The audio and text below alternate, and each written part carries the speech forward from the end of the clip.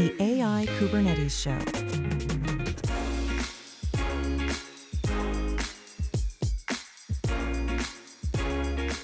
Hello, and welcome to a special edition of the AI Kubernetes Show, coming to you live from KubeCon in Atlanta.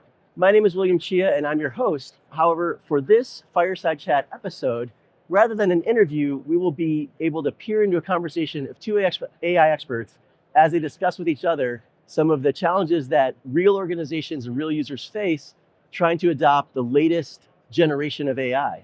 We have with us Shane Utt, who is a senior principal software engineer at Red Hat, as well as Flynn, who is a technical evangelist at Buoyant. Both of them are co-chairs of the CNCF AI Gateway Working Group, and I'm excited to hear what they have to say and share with our audience today. Let's take a look. So, I'm Flynn. I'm Shane. We're here to talk about AI and the AI Working Group. Surprise. AI Gateway Working Group. Yeah, that's should be entertaining. So, I don't know, you're the one who actually kicked off the AI Gateway Working Group, if I recall correctly. You want to talk about what the point was and why you thought that was important? Yeah, it took a while to get started. It did. So it actually started with the Gateway API inference extension. So the Gateway API inference extension started last year, and that came out of Google. That came out of, there was... Well, it was driven, like the initial... I think largely was, pushed by Google. There were other groups involved. We joined, Red Hat IBM actually joined late in the year and started to contribute. Late in 2024. Late in 2024. And ultimately that led to the LLMD project, which utilizes the Gateway API inference extension. And I kind of went on loan into the LLMD group before its release to work on the networking parts of that for a couple of months before we released it open source. And it was during that time that I realized, like, the GIE and what we were working on, it's a valid use case and there are companies that do it, but it is a use case not for like a very wide range of Kubernetes users. Yeah. The people that need to, so what the Gateway API inference extension really does is provides a service alternative, an alternative to the service API, so that you can do more advanced and optimized routing. We should probably back up a second, actually, and talk a little bit, like, when we say inference in this context, you're talking about making a request of, like, an LLM. You're making a request inference, to a model that has already been trained. Sending it a prompt, getting a response, inference. And on the one hand, this is, there's a lot of basic network routing that happens there. But on the other hand, models and microservices are very different because microservices tend to be really fast. You have a bunch of them, they're all interchangeable. Yeah. You have a bunch of instances of a given microservice that are all interchangeable.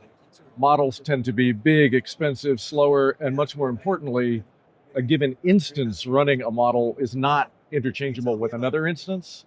So you have to do a bunch of this stuff where you look into the body and figure out which one can best serve that particular request, and so routing is different, which is the driving technical thing behind the inference extension. Well, interestingly, yes, but it's a little different with the inference extension because there is routing stuff that happens with the payload, but a lot of that tends to be in an AI gateway. What we've come to know as AI gateway is like in higher level parts, whereas the Gateway API inference extension does look at the payload, but it's at the lower level looking at it's getting basically like advertised capabilities and metrics coming out of your serving workload to make those optimized routing decisions, like KV cache awareness, and then other optimizations like PD disaggregation, stuff like that. But it's very much at this lower level. There's a whole nother stack of like looking at the payload for semantic routing and all that. And anyway, that's where it kind of, I was thinking about this and like the average Kubernetes user is going to look at this and be confused.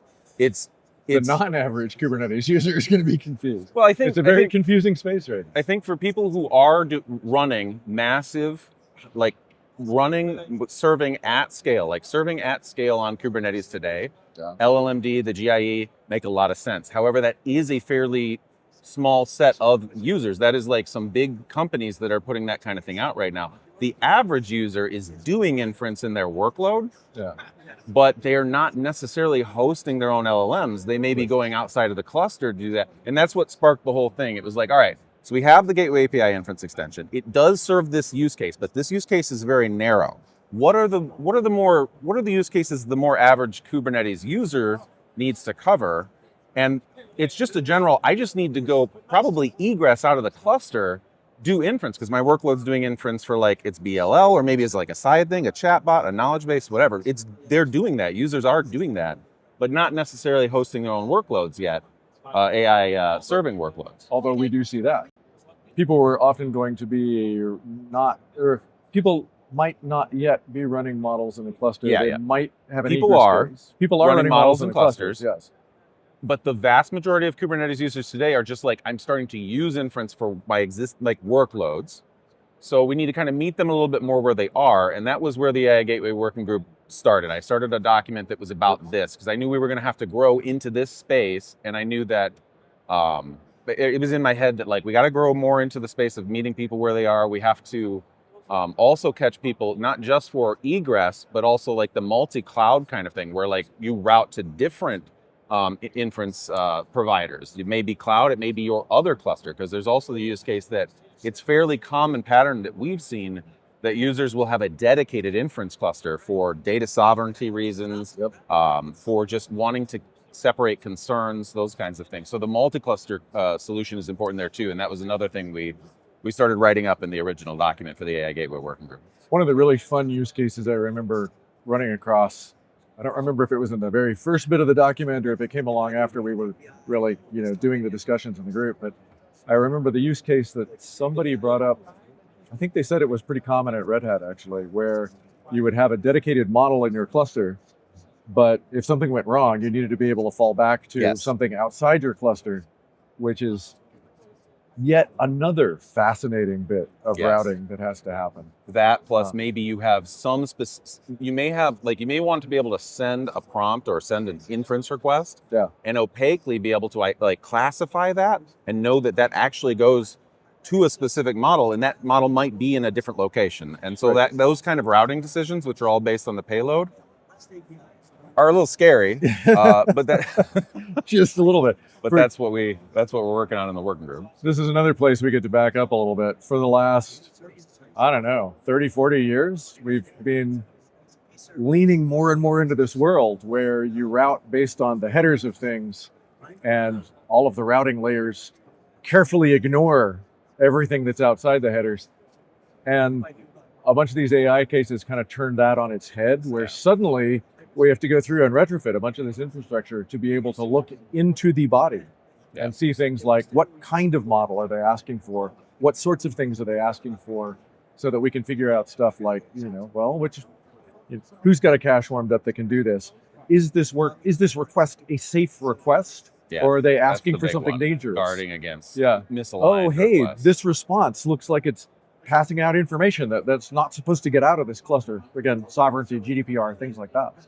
So it's a mess. Looking at the whole payload isn't brand new. I mean, security systems have been doing that for a long time, but making routing decisions on that is much less common. That's an understatement. 100%. Many years ago, it was much more common to look into the payload. We got away from that because it's also much less performant to look into the payload. Security systems, a lot of performance implications. Security systems still do it. Things like, there's a bunch of caching stuff out there that does it. Caching in the non-AI sense, but I was just going to get into the performance thing because I see a lot of people who are doing this payload processing stuff that we're talking. We have a whole proposal about payload processing and a term in the working group. And I'm seeing a lot of people who are doing this in like garbage collected languages. Oh God. Which is interesting because I say interesting with a lot of asterisks on it because it's like these, we're getting to a point, what's the context windows now? Large. Absolutely massive. So you use like a garbage collected language and you're throwing that all on the heap, looking at it real quick, dropping it. The runtime is responsible for that. At scale, that gets interesting. Like at the very least. So interesting in the, what was the line from Serenity? Define interesting. Oh God, we're all going to die. Yeah.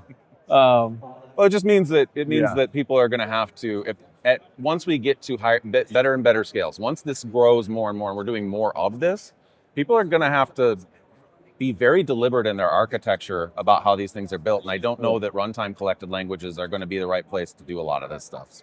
Or runtime garbage collected languages. One of the things that's really interesting in this space, and this again is kind of looking back a little bit into history, is that we have this long history in computing of some cool idea will come up and the hardware is just not up to it. And it gets parked for a little while. And then the hardware gets faster. And at some point you get to a place where the hardware is barely fast enough to do this cool thing. And that's pretty much where we are with AI right now, with the language models. They're throwing half of like US counties at trying to do it. So that's not even, and that has a bunch of really fascinating ramifications. Like, it is very difficult to run these workloads. They are very slow. A lot of the engineering that happens, a lot of the things we're looking at in the AI Gateway Working Group, in a lot of ways is a response to the fact that we're doing this stuff that we're just barely capable to do. It's going to be really interesting to see how it evolves. It's also going to be really interesting to see what sort of effect it has on the rest of the world. Yeah, it's going to be really good to see the efficiency stuff. So like, and there are people working on the efficiency stuff. To be sure. We had so like that was a big thing this year for us, was like we called it the 20 to 30% was like one of the big efficiency things was a lot of people are only ending up using. So we build these massive data centers and stuff for the huge scale, but at any scale, it ends up being like 20, 30% of actual utilization. So you're like not optimizing for all of your actual compute that's available. Hardware utilization is really hard, even in the general purpose computing sense. Yeah. And then when you're working with something where you are fundamentally limited by how well you can take your work and spread it across these matrix math things, it gets really hard. Yeah. And the Kubernetes scheduler is not particularly up for that. At these scales. So one of the things that we did, IBM has the Vela supercomputer, and that runs on OpenShift and uses Q with a K, which is an alternative scheduler effectively. You put it on top of the Kubernetes scheduler, but it's basically just using like what we've already done in HPC scheduling. And like it's got us up to like the 90+%. But again, which is cool. It's just the other thing that's always interesting about this stuff as we're building this is like, I keep seeing it over and over again. We kind of did this in HPC before. Because it's the same because problem. It's the same problem HPC in a lot of cases. HPC is high performance computing. And general purpose CPUs are really good at making decisions, relatively kind of good at doing I/O. They have their days. What they are not good at is doing things where you need to take a ton of data and do exactly the same operations on them over and over again. So the things that we now call GPUs are really, really good at that sort of massively parallel problem. They're really bad at I/O, it turns out, and they're terrible at making decisions. So you end up having to go and split things where part of the problem has to be handled by a general purpose CPU, and then you schedule the rest of it on the GPUs. And the problem gets much more complex. But as you noted, this is a thing from HPC. It's been a thing for years. That's not actually a new problem. The scale is a new problem. And autoregression is a new problem. And there are some features of it that are kind of a new problem. I don't remember seeing a whole lot of like payload processing for routing stuff happening in HPC. You don't necessarily. Maybe it did, but no, I don't think you really need it in HPC because that was a case where the protocols have been designed to not need it. But for the most part, we keep calling it AI, and that's the buzzword. But like, a lot of it's just HPC stuff we're applying for new use cases. And so that's a good thing, and then it's also sometimes rough because it's like we don't want to reinvent too many wheels. And that. One of the other interesting things I think is, and this kind of directly gets from where we were talking about HPC versus AI versus stuff like that, is one of the other things that we see a lot is that the data scientists drive the development of what the LLMs are doing. So the people who are accustomed to doing network design and handling all the APIs and all this processing are not data scientists.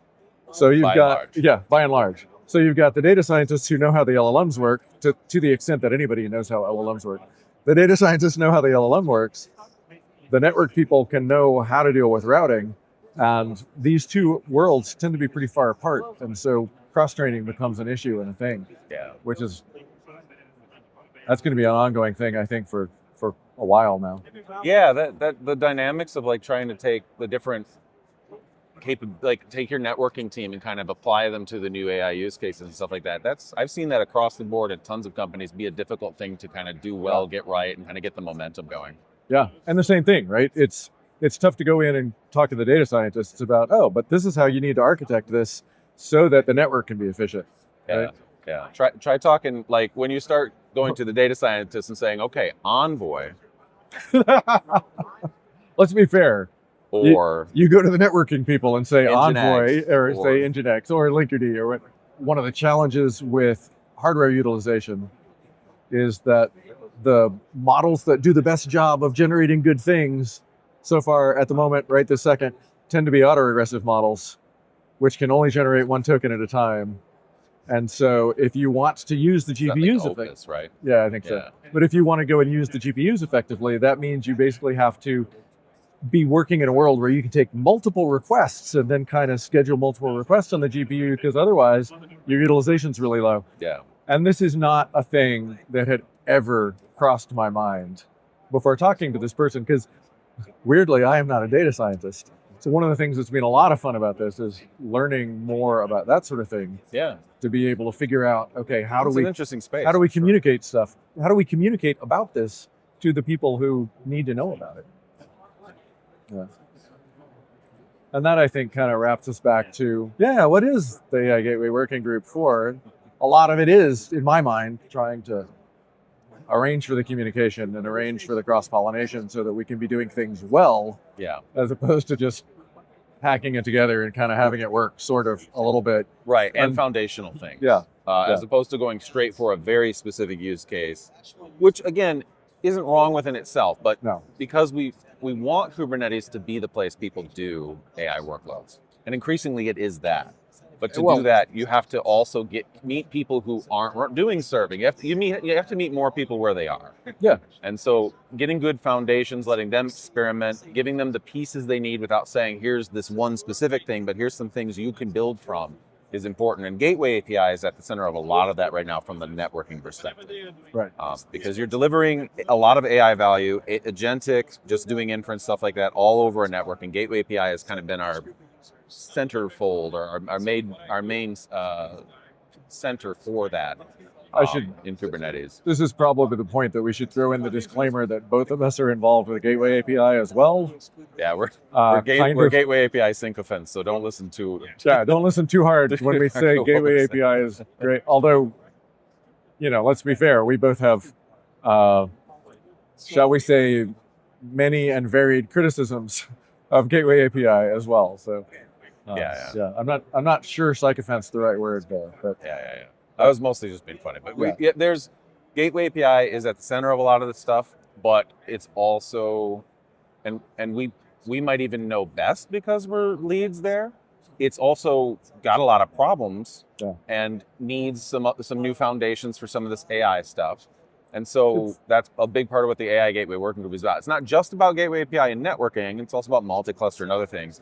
But Gateway API is kind of a fixture here, like an important fixture, because that's where all the AI stuff has glommed on so far. To be fair, the overlap between people who are involved with Gateway API and people who are trying to figure out foundational networking things is very large, which makes sense because Gateway API is all about foundational networking things in Kubernetes when you get down to it. Yeah, right on. So that's not exactly surprising. And also, you got to put the networking someplace. So Gateway API is kind of the place it makes the most sense to try to do new networking things in Kubernetes. Yeah, I mean, we made it very clear over the last few years that that's where all the new growth is meant to go. Yeah. So, So that only leaves questions about, what should that growth look like? And that's easy. Yeah. Well, I think that the main thing, I really am convinced that right now, while we're doing things like Gateway API inference extension, while we're doing big projects like LLMD for very specific large use cases, I really do think the main thing is to try to anticipate where people are going to be today. And I think largely it's doing inference, but not hosting inference, and starting to in the agentic side of this, which we're eventually going to get there. Oh yeah, I was going to ask you. So let me put you on the spot for a minute. Go ahead and define agentic. Terror. No, Lovecraftian, eldritch, existential horror. You have put an eldritch monster in your cluster. No, I mean, we have. That's kind of what LLMs are. Yeah, agentic's interesting. It's like, in some ways, I mean, there's a certain amount of danger to it that we have to be prepared for. There's a security aspect that is just, absolutely has a lot of faucets. When you say agentic, what are you thinking of? What's the split between agentic networking and normal Kubernetes networking? For fear of making, this probably isn't the greatest analogy, but I kind of think of agents like these really open-ended workflow engines. I actually think that's right. It's basically like this hugely open-ended workflow engine with a lot of different trees in its decision, like potentially almost not infinite, but and it needs access to different resources, tools being like one of the most obvious ones, but also other agents. Yeah. And so as a part of any workflow that it might try to put together, it might call out to multiple other agents, multiple tools. I think largely right now, for the most part, like there's people doing like these full-on agentic architectures with multi-agents and stuff right now, and that is happening. But I think the average Kube user is setting up MCP servers, is basically starting to add tools for their workloads so that an agent, maybe not one they run in the cluster, maybe they're just plugging in Claude or whatever, can do that, and experimenting with that. And so that's an area I feel like we need to meet people, is like at the tool level, let's start trying to meet them where they are and like get some things in place so that they have some standards or like some idea of where they should start. And safety is going to be a hugely important part of this. And I can go into more depth about that, but well, let me pick on that for a second, or not on the safety thing. Let me pick on the agentic thing for a second, because I do not think it's fair to limit. I don't think it's fair to say, oh yeah, agentic networking is MCP or A to A. No, that's not fair to minimize it to that, for sure. Yeah, it's. I just think that's where a lot of people are right now. Right, is like just getting their MCP servers up. That's the first step that I see the most of. Right. Hey, I want to do MCP. They might be running the MCP servers. They might be running the tool engines in the cluster. They might be plugging in Jira or whatever, for running that outside the cluster. But MCP is certainly the first thing that we're seeing on the Linkerd side of the world. Right on. Yeah. I certainly don't think it's where it stops. No. I also, and in fact, I tend to disagree with you a little bit, actually, in that I think that we're going to see people shifting to running models in the clusters. Eventually, yes. I think we're going to see that relatively you quickly. think that's going to come around more quick? Yeah. Well, I mean, we have customers doing that right now. For example. But I think do you think we're tracking for? I don't know what the right way to phrase it is, but basically small operations doing that, because that's the thing. No. Right. And I think they often enough represent a pretty large amount of the Kubernetes users. Well, this is our point about how like GKE is a huge use case, but they're only one use case. As opposed to, billions of other little clusters running around, right? Not to overly pick on GKE. But the only reason that I don't think smaller operations will end up running models in a cluster is that GPUs are too expensive right now. And the models are not efficient enough to run without GPUs backing them. Yeah, and I think the hope is that we can fix that so that it does become runnable in a more commodity kind of environment. Yeah, I don't see where it goes. I don't see that happening I don't see it happening in a big way inside of a decade, but 5 years. Interesting. Well, how much of the global... We're going to take a turn into geopolitics for a minute here. No. How much of the world's global chip fabrication capacity right now do we have dedicated to already churning out GPUs, right? A massive amount. Right. So, okay, if we try to repurpose more of that to GPUs to get the cost of a GPU down, we're not building general purpose CPUs anymore. We're not building all of the other stuff that the ecosystem needs. We already know that if we break ground on a fab tomorrow, it's not going to be 100% capacity for a decade. So that's not I don't see a There's way turnaround for yeah, sure. I don't see a way to fix that cost problem really, really quickly. I think it's much more likely that we fix the efficiency problem. The models get more efficient. We learn how to do this better. And then maybe you can start, maybe at that point it becomes practical to host particularly smaller models. Maybe we can get smaller models that give us good results, and maybe we can run those without big GPU backup. I was think actually I agree. I was actually talking to a guy who was, and I don't think I get to say anything about who this guy is or anything like that, but one of the things that they were in the middle of doing was a huge migration where they were going from one massive on-prem data center to another massive on-prem data center because they literally could not buy big enough GPUs if they went through a cloud provider. And you kind of go, all right, that's creepy. But they were doing training. Yeah. They weren't doing just inference. Interesting. And I could also, training is an interesting one. I'm not sure how quickly I see training being a huge thing inside Kubernetes. People are doing it. People are doing it, yeah. But I don't. There's a That's really another interesting- there's a really interesting question about training in that you may need even more resources. It may be a thing that works out better sort of as an iterative batch kind of job thing as opposed to continuously running. These are all There's a good bunch more to dig in there. I think I agree with you for the most part. I do wonder though if it's like there's certainly a lot of cost involved. I think the thing that we've seen is that there are use cases for AI. They tend to be a little bit focused in certain areas. Yeah. I'm starting to wonder though. I've been thinking about is agentic the one that basically applies to everybody? Is agentic the thing that every Kube user is going to want? Is it the killer app in the sense that if agentic is up to the task, if it's up to the task, if it's up to the task of actually giving you solid, safe automation of workloads and your infrastructure, I can't think of anybody who's not going to want that. Oh yeah, I would want that. Right. So if it's up to that task, all the maybe people that I talk to, yeah, this is the thing that finally everybody's okay, this is the thing that really matters for everybody. And that kind of brings us back to the question of, all right, so what is agentic really? And one of the people working with us in the AI Gateway Working Group is Morgan Foster, who I think is at Red Hat, right? Yeah. Works with them. There were a few people in this working group, so I have a hard time keeping track of where everybody is. But she pointed me at Simon Willison's, I think that's the name, pointed at me a blog post that included a definition of an agent as a thing basically a thing running in a loop using tools to accomplish a goal. Fair enough. I remember this. I saw this too. She sent me that. And if that's the definition, first off, that is very broad.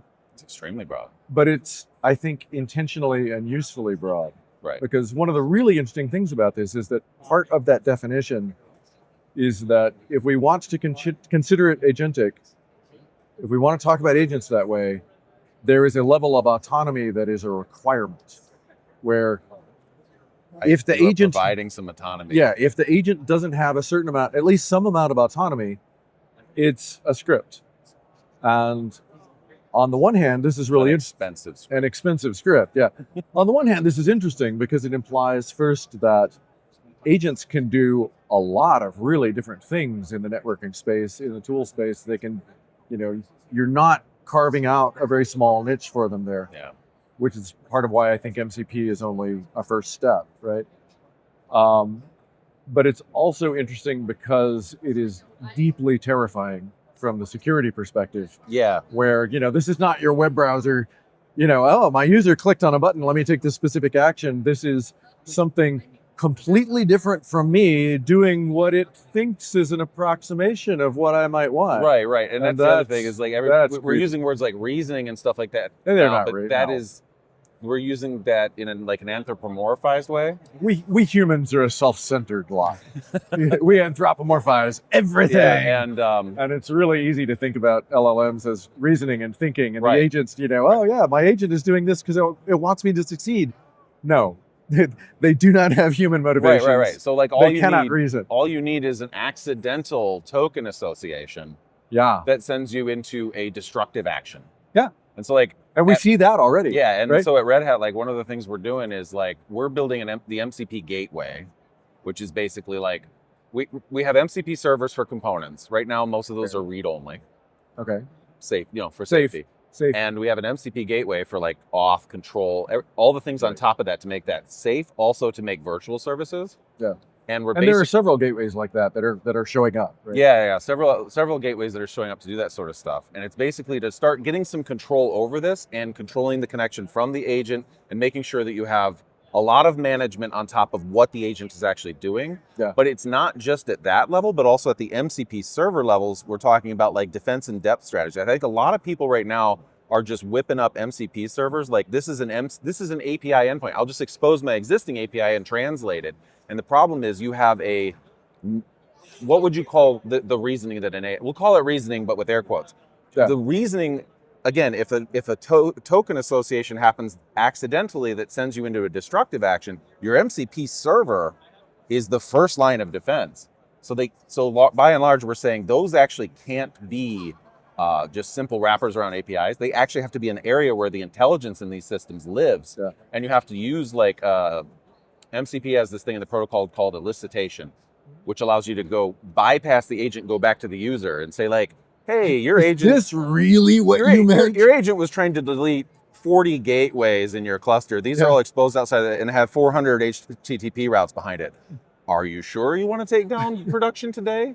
And like, so we're thinking about things like that all the way up the stack. Like the intelligence isn't all in the agent. It's actually at every layer. Yeah. And the security is so important. Like you have to take a defense in depth strategy when you're dealing with an agent that is making all these choices, but that again, it doesn't have the context or awareness to like really rationalize, right? It doesn't rationalize. It makes token associations, like word associations. So you have to protect against that to have a safe agentic system.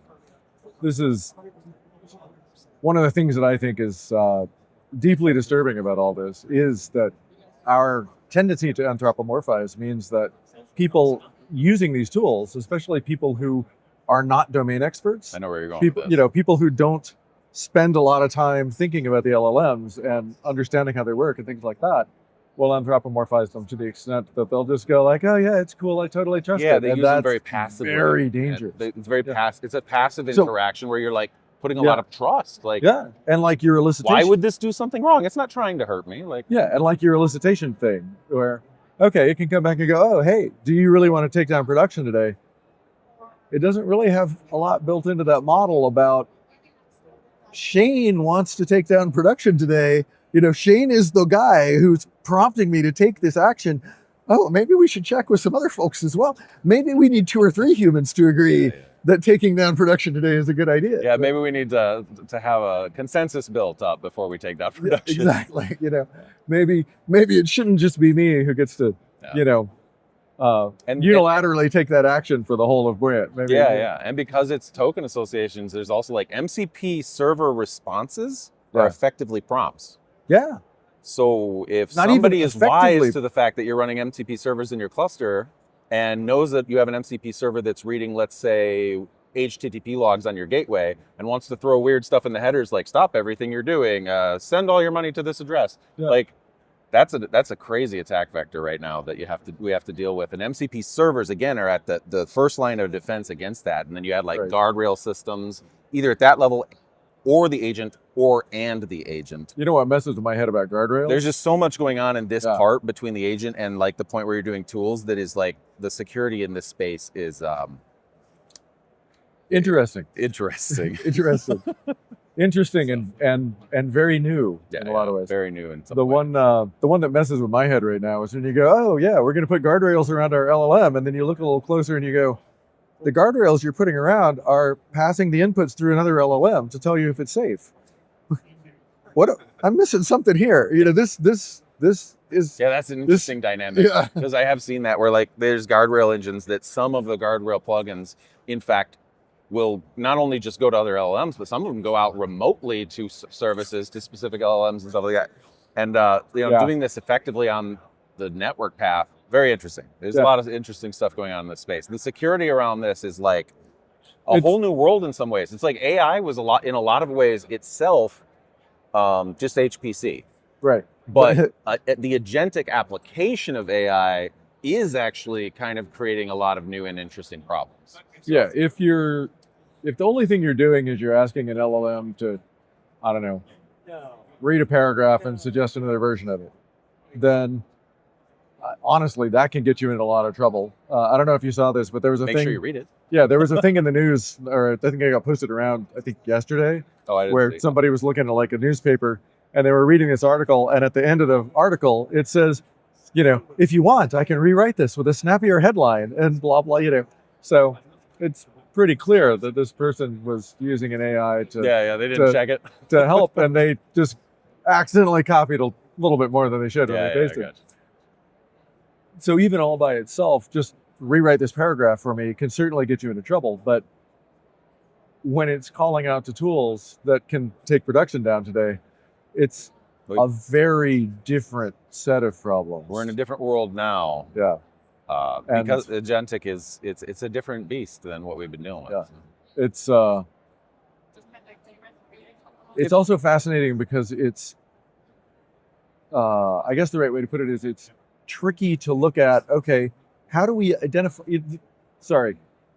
if you look back at the way we do security for a long time, it boils down to, okay, think about your threat model, think about the vectors, Attack vectors. figure out how you can intercept those attack vectors and do something useful while not being ridiculously expensive, right? While making it Try worth to it. think through a tree of all contingencies and every different vector. And So security for a long time has rotated sort of around this idea that your security people can understand the vectors and can understand the model and can take reasonable actions about it.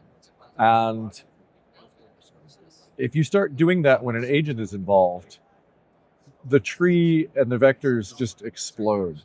Yeah. It's really, really fascinating to try to run down some of those things. That's the interesting sense of fascinating too. Interesting sense of fascinating. Yes. Fascinating in. In what the did we start when you Lovecraftian asked sense. you asked me about agentic? How do I define it? And I started, it's terrifying, and it's like there's some truth to it. Like there's a certain amount of like.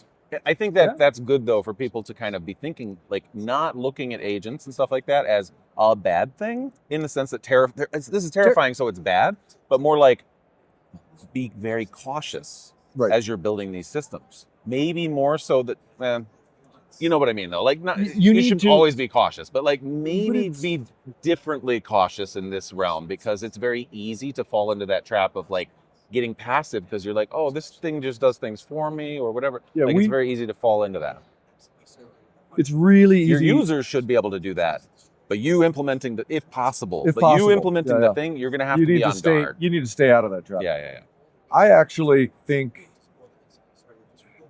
I will be much more comfortable if we, as an industry, are in the habit of trying to educate users about the fact that these tools are not humans. Yes. Yeah. You cannot ascribe human motivation to them. You particularly cannot ascribe human empathy to them. I agree. Right? Don't think of them in those terms. Right. They, it's an AI assistant. Well, yes, it is an assistant in the sense of it can assist you with things, but it is very much not an assistant in the sense of another human who is trying to act in your best interest all the time. Right. Because they're not there. Yeah. There's things that it's simulated intelligence. It's acting like it's simulating intelligence. It's really it's a simulation of intelligence. It's simulating all these things that like feel human, but it's a simulation, and sometimes it will be flawed. Yes. Yeah. And if you look at what's a good example? Okay, so I'll go through and I'll use something like Claude and Copilot to go and try to write some code, right? And this can be really helpful because there are things that it can do much faster than I can type them out, etc. Sure. But the idea of trying to use it to write code in an area for which I am not already a domain expert is deeply terrifying. Because when you got to be very careful. Yeah, when I watch it write code in areas where I am a domain expert, I can see where it gets it wrong, and it gets it wrong a lot. Yeah, I agree. It's still a net win, but only because I can go through and guard against the places where it gets it wrong. Yeah. It's not I don't believe in the vibe. if my understanding of the vibe coding scene is that it's purely you just tell it what you want it to do and then tell it to fix the problems that come up and you don't look at the code. Yeah, that's absolutely not. I mean, I'm not okay with Do that. not Don't do that. do that. Yeah, just don't. You know. Just don't do. Yeah. It's not even as fun that way. Like It can be I guess it quite can be fun exciting. and, but it can be it's quite fun and quite amusing to look at the code that the model produces and kind of go, wow, how did it do that? You know? How does this even work? Yeah. No, That's actually a really fun one. Looking at stuff and going, okay, I got to figure out how this works. Yeah, I didn't think this was going to work. I think vibe coding. Again, I understand why people do. Like, there's a certain amount of like, I get why like it's Entertainment appealing, value. and I get like people make quickly like throwing up like video games and stuff like that. But at the end of the day, I think vibe coding in particular as a scene is going to bring new meaning to technical debt that we're not going to start feeling right away, and it's going to be. Well, some of them will feel it right away because their vibe coded app will run up tens of There's thousands that. of I have dollars heard in stories. code. Yeah, I've heard stories where like people get to that point where they feel like they're launched, and then unfortunately things start going badly, but they vibe coded the whole thing, and so now it's too labyrinthine for them to really understand where anything went wrong, and it kind of crumbles. I've heard a couple stories like that, and I mean that just seems natural that it would. Yeah. You'd have those kind of problems. I remember actually at one point, I don't remember what it was. I was doing something with SSL or with not SSL certificates. I was doing something with MTLS certificates, and basically the certificate hierarchy, and figured, oh, this will be a fun experiment, right? I know exactly how to write all this code. I'm just going to go and throw a prompt in, let Copilot write it all, see how it works. And it was basically the exercise of vibe coding where you do understand what's going on and you can watch to see it go off the rails. Yeah. And it did not take long at all for it to get to a point where I'm looking at the code and like, how did it even think this was supposed to work? Because it's not working. And it was a fun experiment. Those were the associations it made based on your input at the time. It's a machine. And you put a little bit more effort into watching where it's going instead of just clicking yes. It can be really useful. Yeah. But it was I found it overall useful. I just don't. I think the vibe coding thing. I think we all of us who are developers need to be like cautious. Probably not doing that. Yeah, it's I also. I want to say not at all. I know that's not going to happen, but I think it's more like just use really good turn your judgment up, careful. Not down. Yes, that's a good one, right? Yeah. That's a good way to phrase it. It's also. It's a little bit fun to think about. It's easy to turn it down because it just does. Yeah. It's also kind of fun to think about. So, if somebody stumbles across this video in another 5 years, they're going to be looking over going, man, look at those curmudgeons who didn't trust this stuff. They didn't trust it, but it's okay, all working beautifully now. now. If you're watching this in the future, you need to understand right now, it's kind of a more dangerous world than we hope your world will be. Yeah, both fingers crossed. Yeah. I really hope people watching this in the future are in fact watching it from a better world. Yeah. So should we? That was fun. Yeah. Should we kind of bring it back to like the working group and stuff and like? Yeah, we probably should. That seems like it'd be a good thing. Because the people who are going to be watching this, I imagine by and large, are going to be developers.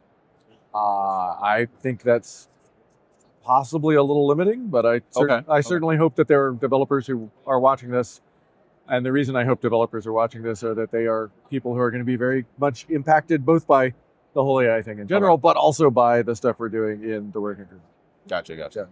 So fair enough. So it's not just developers, but Right. people who are trying to navigate this space just like anybody else. People who are in that moment in time that 5 years from now, hopefully we look back on and go, wow, that was crazy. How'd we get through that? Yeah, that was crazy. Or even better, wow, that was crazy. I'm glad we got through that successfully. Yeah. I'd like to think that even though everybody wants to move at AI speed, it is good to do things like we're doing with this working group where you sit down for a second and say, all right, I understand everybody wants to move at AI speed. There's an agility here that everybody's pushing for that is, hyper speed. let's stop and think about these fundamentals, because we who are moving fast and breaking things are also going to be the one maintaining this legacy into that hopefully wonderful future in 5 years. It's move fast and break things, but it shouldn't be move fast, break things, and then be stuck forever trying to repair them. Yeah. The breaking part is not move fast and break things shouldn't be about like, I'm just iterating quickly to get to one specific goal. It should be, this is a learning process to get me to a more robust like conclusion. Like the learning process feeds into a complete solution. This is actually the thing that I always disliked about move fast and break things. It implies that your goal is breaking things, as opposed it leans into that a little. As opposed to what it's really, what I have felt anyway, that it's really trying to convey is move fast, be willing to leave behind things that are no longer working and move into something new, as opposed to break things for the sake of breaking things. And I mean, it's a cute phrase, but I've definitely talked to people who were a little too into, let's break things because we get to break things. No, that's I don't think that's the point, dude. It is nice, but that's the mindset. I like the part of the mindset where it's like, don't be afraid to break things. Don't try to be too perfect, because and recognize you're going to have to break things to fix things as well. Right. And that the learning process that comes from that iterative. I love being able to do like iterative prototypical development. Yeah. And actually, we've been for years trying to actually in Kubernetes SIG network kind of instigate like a culture around that. Which is tricky in Kubernetes, but I think we're seeing some improvement there. Yeah. With like experimental and gateway APIs getting a little better and stuff like that. But it's very important. Yeah. Both, as we mentioned, we're both involved in gateway API, and disclaimer. Man, there's some discussions around that going on. But I think you had something of a larger point to make before we got derailed about moving fast and hopefully breaking things to make them better. I was trying to get at like trying to consider what our audience is here, and like it is at least in part developers and stuff like that, and think about like I think it's our robot overlords. Maybe our robot overlords. We may just be getting consumed by the AI so they can replicate us and make sound like us and join Zooms for us. But I'd like to think it's people that are trying to build things and like experiment and stuff like that. And it's just, don't forget the foundations. Don't go all the way to vibe coding mode and try it. And don't forget that while we're trying to move at AI speed, we're also trying to build foundations that aren't on, sand. That's probably a great way to put it. Remember that this stuff, some of this stuff has to last. Some of it won't. But some of this stuff has to last. Yeah. And be prepared to move fast and break things, but also be ready for the more, like, look at that bigger picture and work on the fundamental components and make sure that those are built for not just you maintaining things, but the next generation of people coming in, so that they don't decide to vibe code a new version of it. We would like to believe that we can break the things that need to be broken to make things better, as opposed to just breaking things for the sake of breaking things. Exactly. A lot of this is sort of, I don't necessarily want to say entirely new ground, because there's a lot less entirely new ground than people often think there is. But it definitely is fascinating to look at some of the, AI stuff, and like everything we were saying about some of the security stuff, where, there's a bunch of really interesting and fascinating applications, and then there are a bunch of places where it can go and leak data that's never meant to be leaked. It could go and, decide that the right thing that you must have been asking it to do is to destroy your entire application for production. Right. But that's why we're here as engineers, is to take on that challenge. Yep. Ideally, so the users don't have to, or so that their experience is at least best as possible. At least so that the users have some guardrails and some safety in what they're doing. Yeah. But what a time to be alive, man. Well, yeah. I mean, actually, that's been kind of cool to be able to say that every year pretty reliably for my entire career. Like, what a time to be alive. Yeah. Like what? Yeah. I would have never thought, like 10 years ago. Yeah. I don't know that I could have quite fathomed this. One of the things that I think is really interesting has been watching the speed at which some of these LLMs kind of shifted from, and it's not surprising, but at the same time, it was very much unpredictable. And it's the difference between those two words is a thing that is interesting to me as somebody who spent a long time in technology, right? Yeah.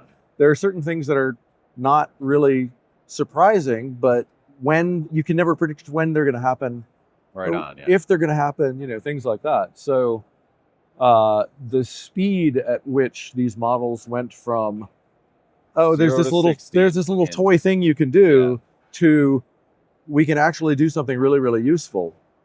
That's been really fascinating to watch. Yeah, that's been a ramp up.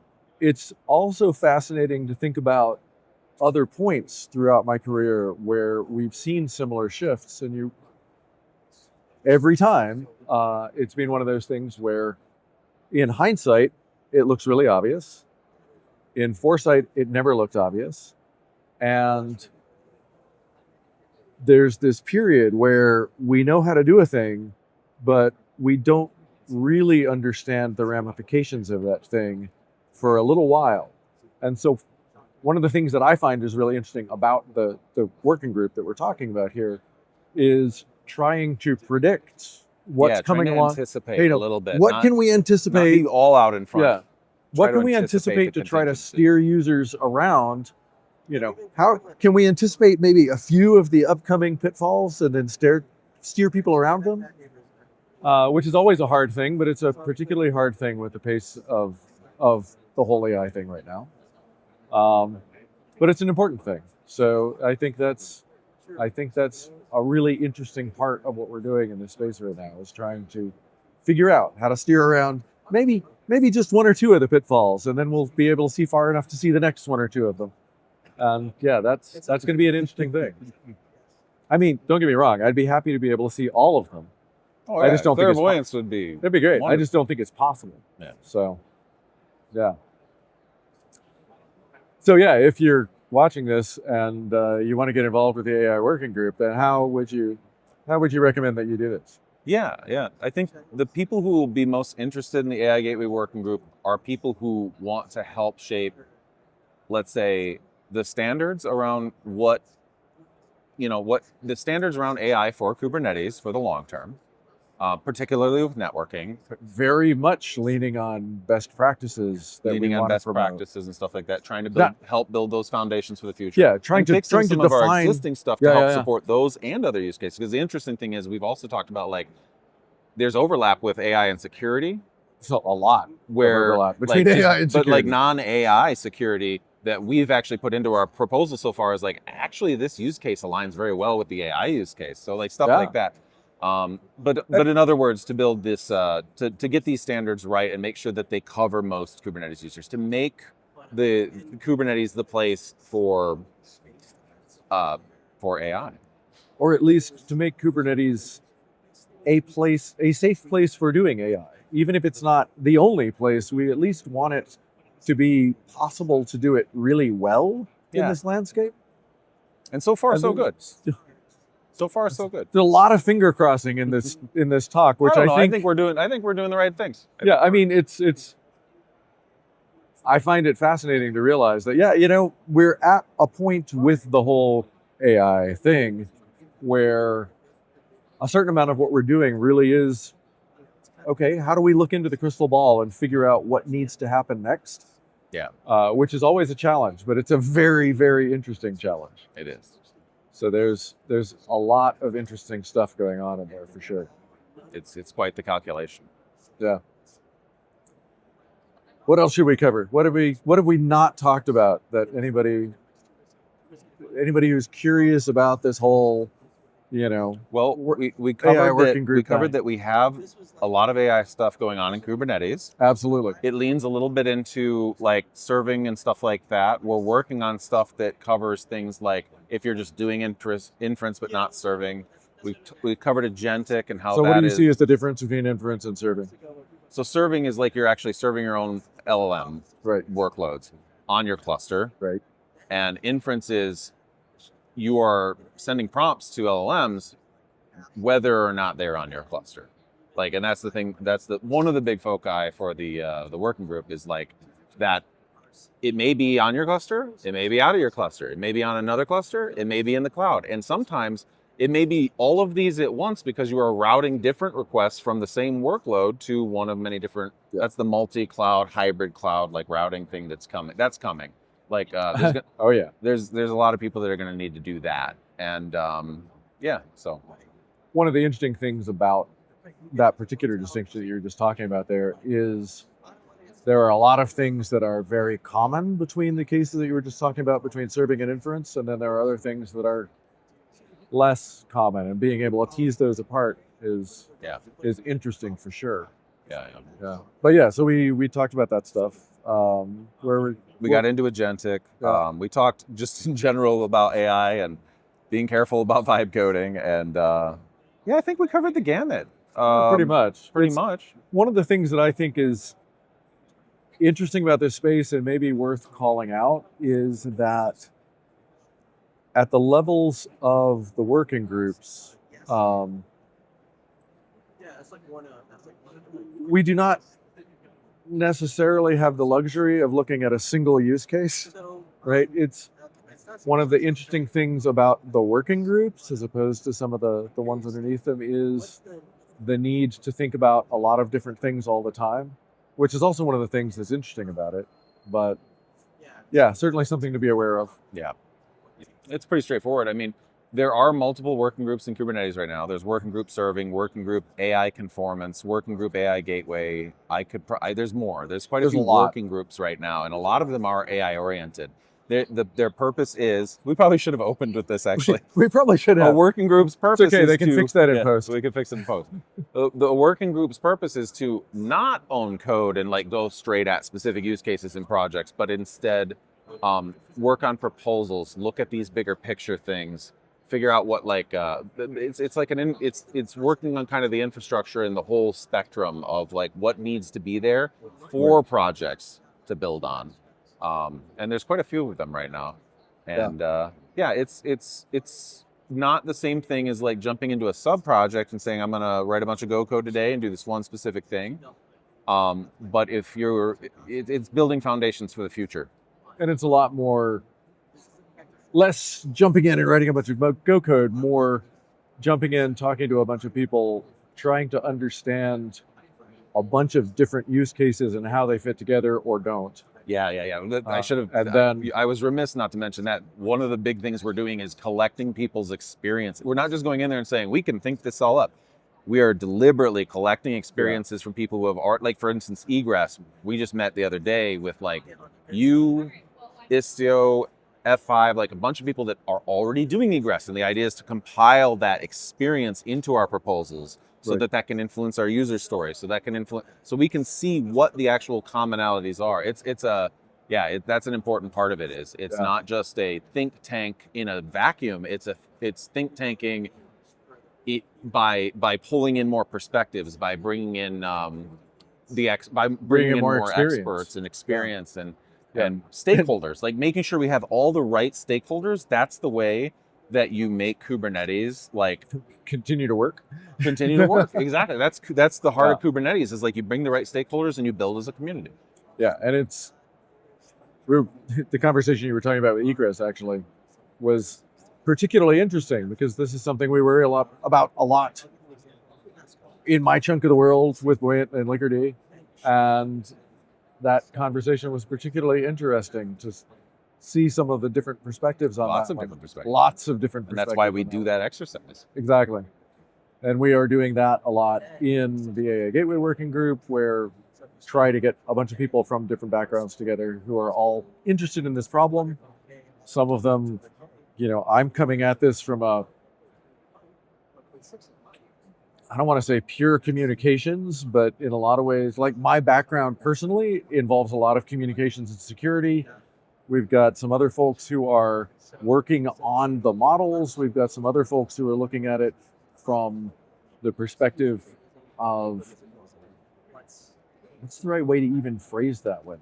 Looking at it from the perspective of how do we put the guardrails around some of these models and things like that. So it's a very diverse group of people, and all of those perspectives They're like the really people important. that built the cages for the raptors in Jurassic Park. Yeah, exactly. Hopefully it doesn't it's- go the same way, but It's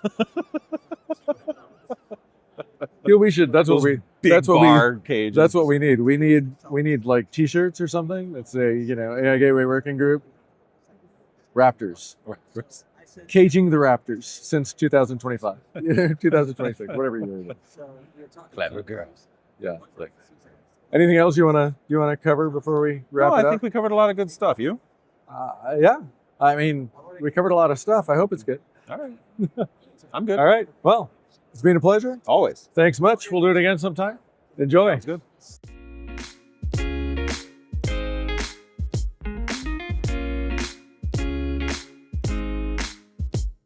Created by the team at Buoyant.io.